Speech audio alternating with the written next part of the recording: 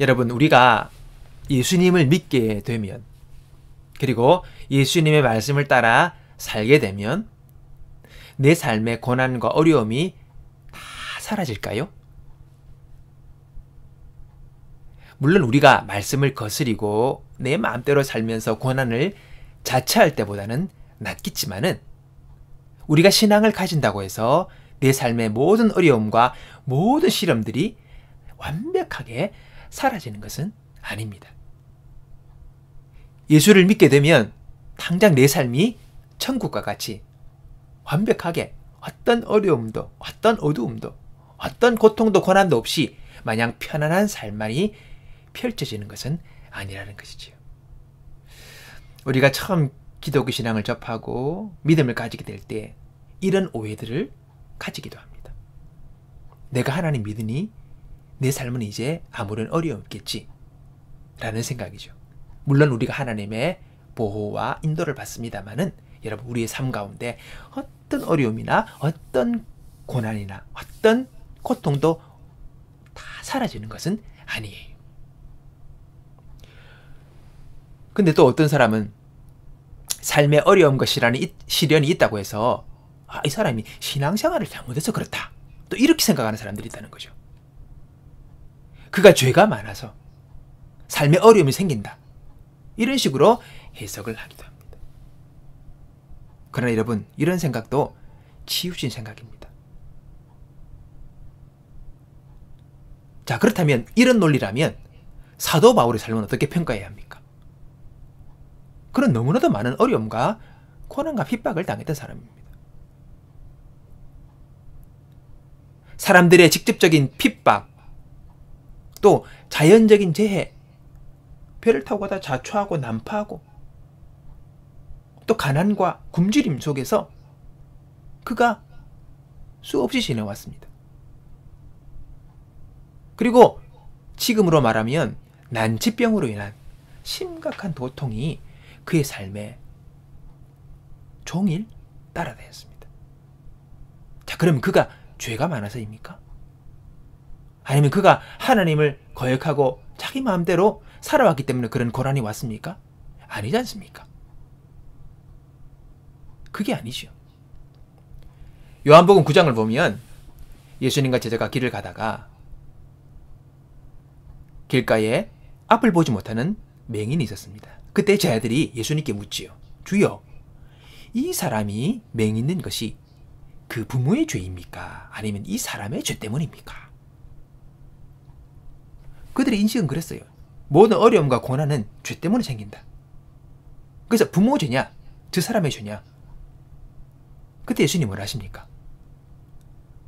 그의 부모의 죄도 아니고 그의 죄도 아니다. 하나님이 하시는 일을 통해, 그를 통해 드러내시려고 그러한 것이다 라고 대답하시지요. 그의 명인됨이 그의 죄 때문이 아니라는 겁니다.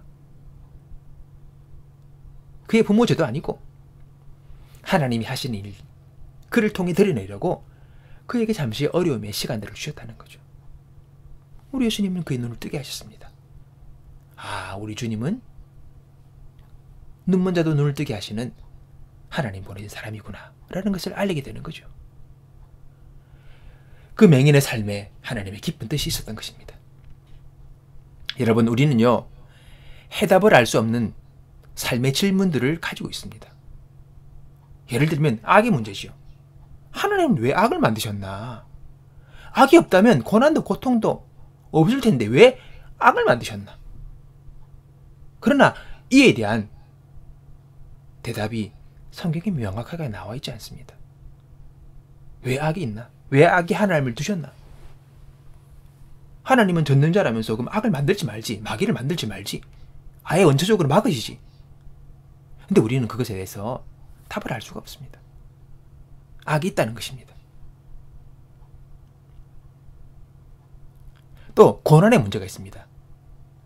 의인이 왜 고난을 당하나? 나는 잘 살려고 하는데 왜 고난을 당하나? 대표적인 게 바로 욥기의 이야기가 바로 그 이야기입니다. 욥은 바르게 살았습니다. 정말 바르게 살려고 노력도 한 사람입니다. 근데 그런 그에게 고난이 임합니다. 하루아침에 가족과 재산을 잃게 됩니다. 그리고 자신은 몹쓸 질병에 시달리게 되는 거죠. 알 수가 없습니다. 그때 이 문제를 가지고 왜 이리 됐느냐? 그러면서 욥과 그의 친구들이 나와 대화를 하고 이야기를 하고 나름 충고를 하고 하는 이야기들이 욥기에 쭉 기록이 되어 있습니다. 그러나 이 욥기에 끝까지 가도 왜 욥에게 이런 어려움이 생겼느냐, 고난이 왔느냐, 그에 대한 명확한 답을 욥기서는 이야기하지 않습니다. 하나님 말씀하시지 않아요. 하나님도 욥의 문제가 아니라는 것을 변호만 해주셨지, 변호. 어째서 이 고난이 임했는지 대한, 의인이 왜 고난을 당해야 되느냐, 그에 대한 이유를 말씀하지 않으십니다. 욥은 그것이 불만이었죠. 왜 내게 이렇게 어려움이 당해야 되느냐. 그 대신에 욥기의 끝으로 가면 마지막으로 하나님께서 욥에게 그의 질문에 대한 답 대신에 오히려 욥에게 질문을 하시면서 그에 대한 답을 하십니다. 그 한 부분이 욥기 38장 1절에서 6절까지 제가 한번 읽어보겠습니다. 그때 주님께서 욥에게 폭풍이 몰아치는 가운데서 대답하셨다.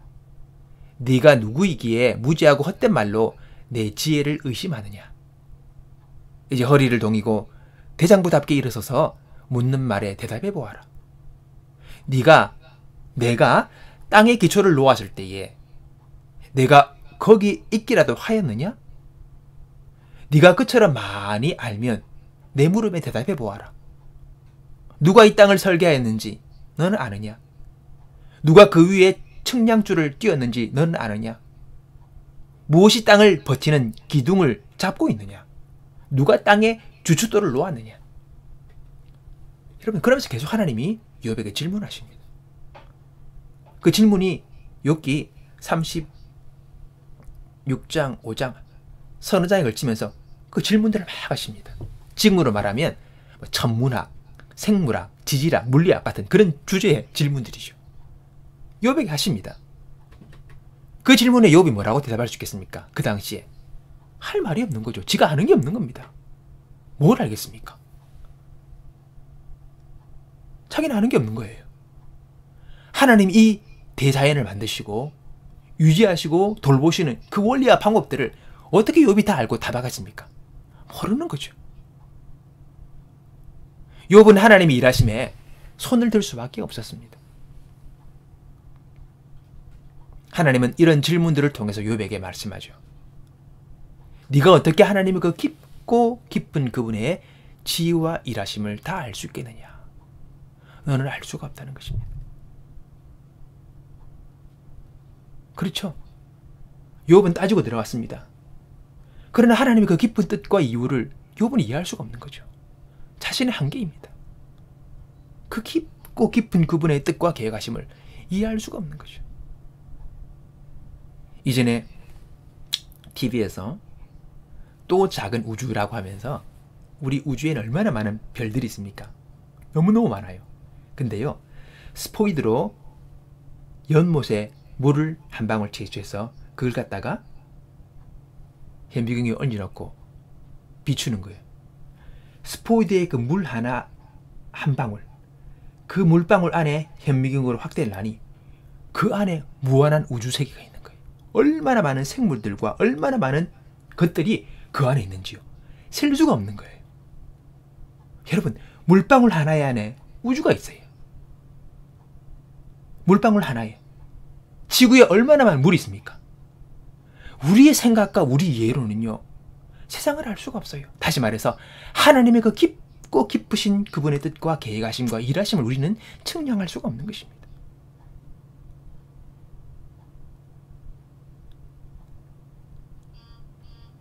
여러분, 욥의 마지막을 보면 마지막 장에 다시 하나님께서 그가 잃었던 것을 배로 갚아주십니다. 그리고 그의 손자와 증손자들을 보면서 그가 천수를 다 누리고 세상을 떠났다고 기록을 합니다. 여러분, 이해할 수가 없어요. 그러나 하나님의 그 크신 사랑이 그분의 그 놀라우심이 욥과 함께 하셨고 그의 인생의 마지막까지 함께 하신 거죠. 고난과 어려움이 있었지만은 하나의 과정일 뿐이었습니다. 여러분, 우리가 다 이해하고 알 수 없는 인생의 질문들이 있습니다. 그러나 그 모든 것을 다 이해하고 알아야만 살 수 있는 것은 아닙니다. 그냥 그렇다는 것을 그냥 인정하며 살아가야 될 때가 있습니다. 악의 문제도 있고 이 세상의 어둠의 문제들도 있고 인생의 고난의 문제들도 있습니다. 중요한 것은 그럼 그런 세상에서 내가 이제 어떻게 살아야 하느냐, 그게 중요한 것입니다. 왜 악이 있느냐, 왜 어둠이 있느냐, 왜 고난이 있느냐, 이 질문에 대해서 우리가 답을 알 수가 없어요. 그러나 중요한 것은 그 가운데 우리가 어떻게 살아야 하는가 하는 것은 주님께서 우리에게 말씀하고 계십니다.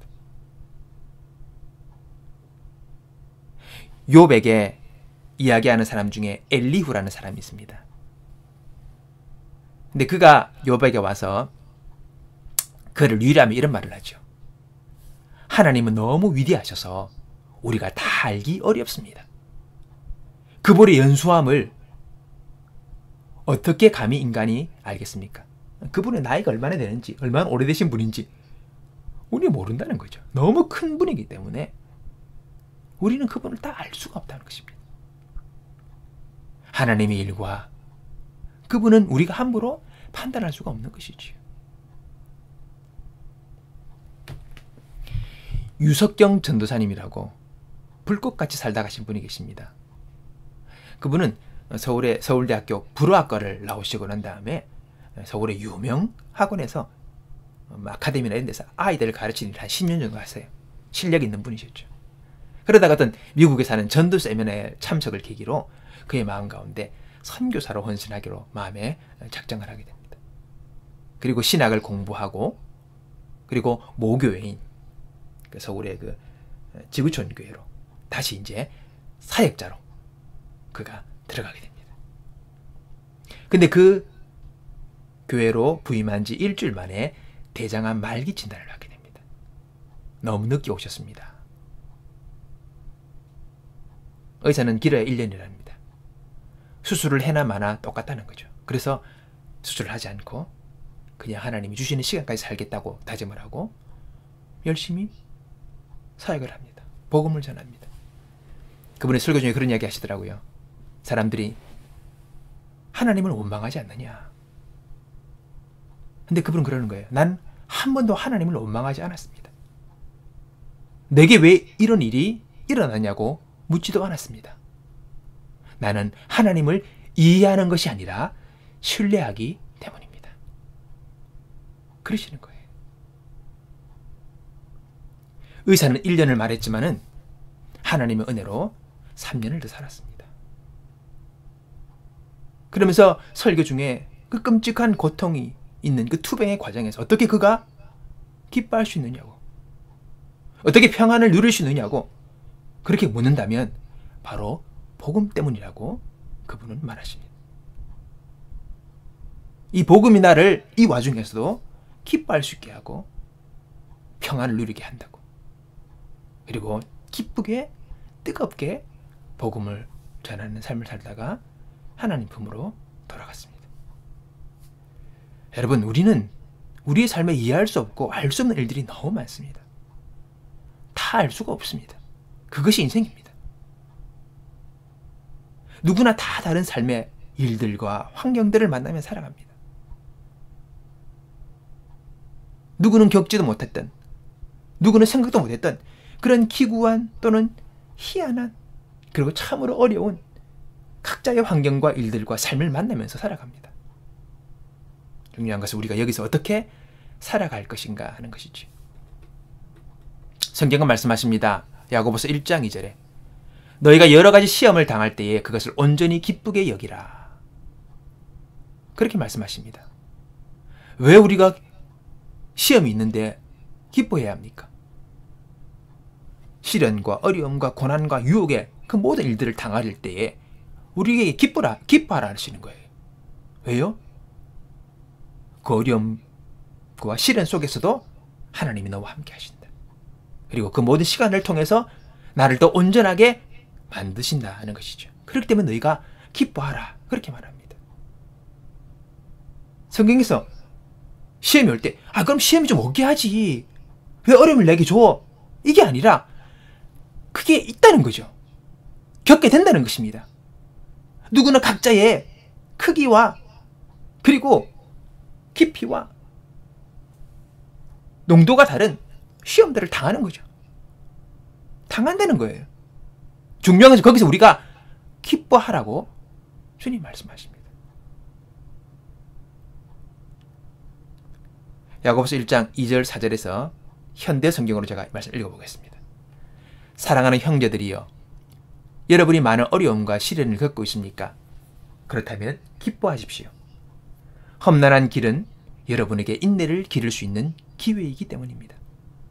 인내력을 기르십시오. 여러 문제가 닥쳐올 때 거기서 빠져나오려고 몸부림치지 마십시오. 인내력이 충분히 길러지면 여러분은 완전히 성장해서 어떤 일에도 굴하지 않는 강한 성격의 소유자가 될 것입니다. 여러분, 이 시련을 통해서, 이 시험을 통해서 여러분, 우리가 다듬어지는 거예요. 내가 성장하는 것입니다. 내가 성숙하게 되는 거죠. 그렇게 되면 이후에는 그 시련과 어려움들이 어려움이 아니고 시련이 안 되는 거죠. 넉넉히 이기는 그러한 한 인격의 사람이 되어버렸기 때문입니다.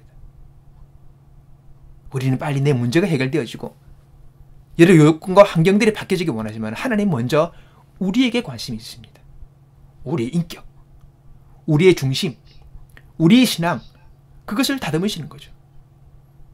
그래서 어느덧 그 모든 문제가 문제가 아닌 그 모든 것을 너끈히 이겨낼 수 있는 신앙의 온전한 사람으로 우리를 빚으시는 것입니다. 하나님의 관심은 나에게 있습니다. 나의 인격, 나의 중심, 나의 신앙에 있습니다. 그것이 되어지면 모든 것을 우리는 넘어설 수 있는 승리하는 인생을 살아가게 된다는 것입니다. 어려운 시련이 나를 온전한 사람으로 만들어줄 거라고 말씀하는 거죠. 그렇습니다. 어려움이 있습니다. 그러나 그것이 영원하지 않습니다. 지나갈 때가 있습니다. 지금 날씨가 덥고 습하지만은 곧 조금만 있으면 선선한 바람이 불고 분명히 가을이 오고 추운 겨울이 옵니다. 당연한 것입니다.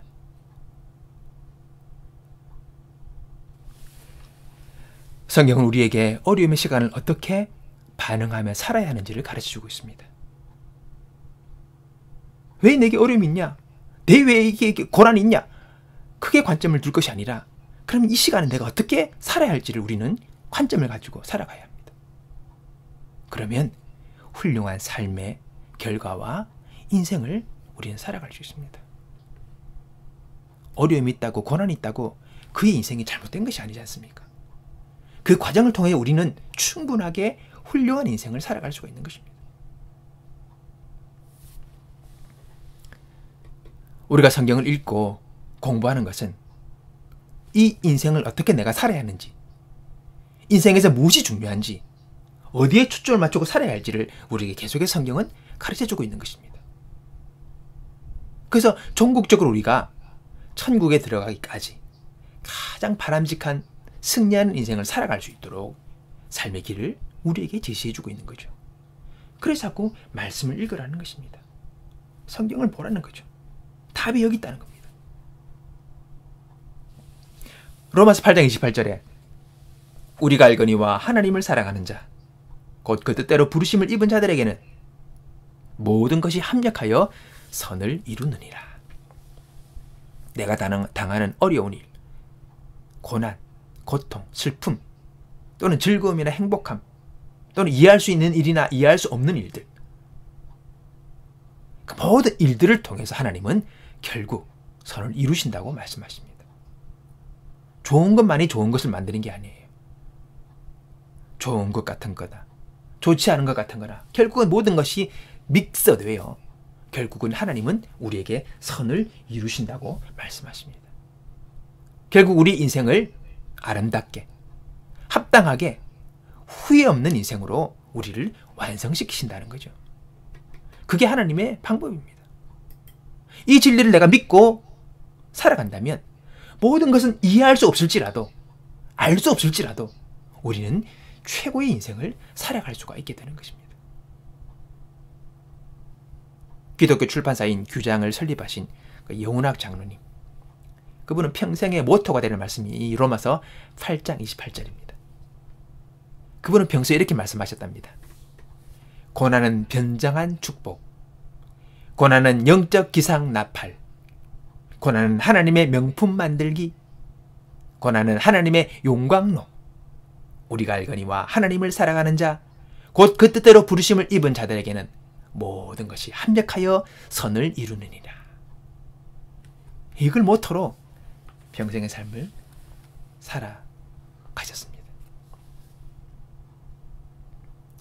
예수를 믿어도, 신앙이 있어도 사람은 누구나 삶의 어려움과 고난을 겪게 됩니다. 그 농도와 깊이는 다 천차만별입니다. 그 고난과 어려움 자체가 불행이나 저주라고 말할 수가 없습니다. 중요한 것은 그런 어려움을 당했을 때 그가 어떻게 그 어려움에 반응하느냐 하는 것입니다. 그 시련 속에 그가 어떻게 대처하느냐 하는 것입니다. 그래서 우리가 하나님의 말씀을 보라는 겁니다. 그 말씀은 우리를 인도합니다. 어떻게 살아야 할지를 가르쳐 주십니다. 어떤 마음을 품고 어떤 생각을 하고 어떤 행동을 할 것인지 우리에게 구체적으로 말씀하시지요. 우리 예수님이 내가 곧 길이요 진리요 생명이라 하시겠습니다. 예수님은요, 우리가 답이 없는 길, 보이지 않는 어둠의 인생길을 걸어갈 때 그분은 우리의 길이 되시는 거예요. 그가 길이라는 겁니다. 나를 따라와라.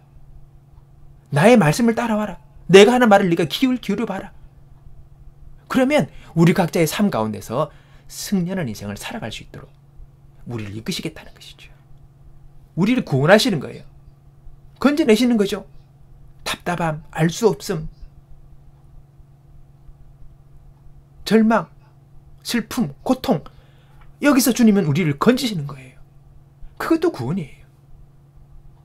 그래서 인생이 기쁨이 있고 행복이 있고 평안이 있고 감사가 있고 만족이 있는, 찬양이 있는 인생으로 우리를 이끄시는 거죠. 내가 곧 길이다. 내가 곧 진리다. 내가 생명이다. 나를 따르라. 그 말씀이에요, 여러분.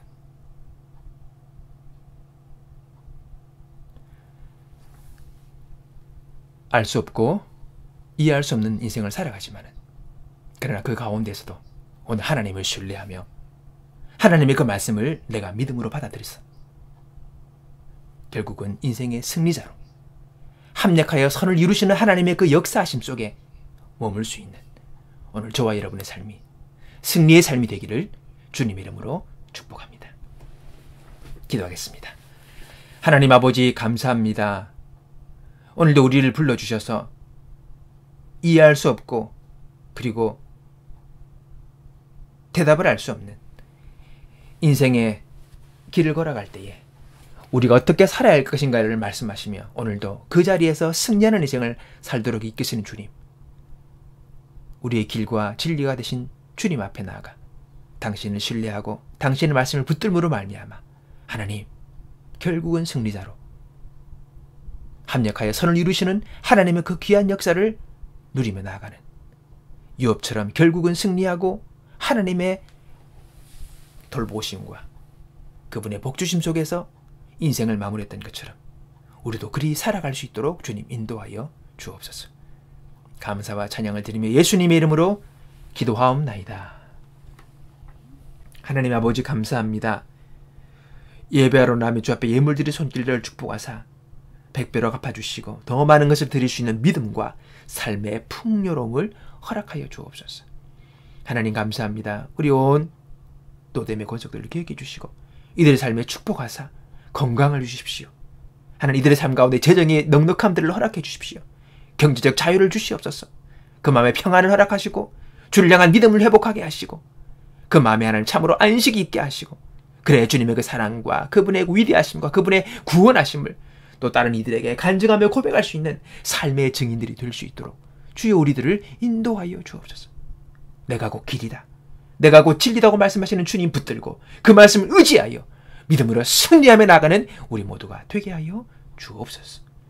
지금 우리 주 예수 그리스도의 은혜와 하나님의 놀라우신 사랑과 성령의 충만한 역사하심이 오늘 주 앞에 나와 인생에 알 수 없는 질문들과 알 수 없는 문제들, 이해할 수 없는 많은 것들이 있지만 그러나 거기서 하나님을 신뢰함으로 오늘 내 삶을 충실하게 승리의 삶으로 살아가기 원하는 사랑하는 주의 백성들의 영혼과 이들의 삶 가운데 지금부터 영원토록 함께 하시기를 간절히 축원하옵나이다. 아멘.